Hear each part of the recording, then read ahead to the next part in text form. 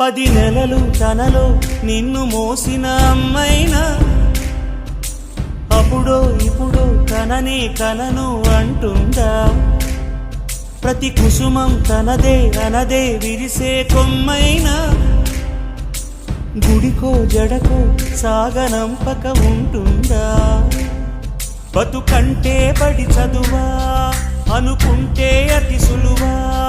పొరపడినా పడినా జాలి పడదే కాలం మనలాగా. ఒక నిమిషం కూడా ఆగిపోదే నువ్వు వచ్చేదాకా.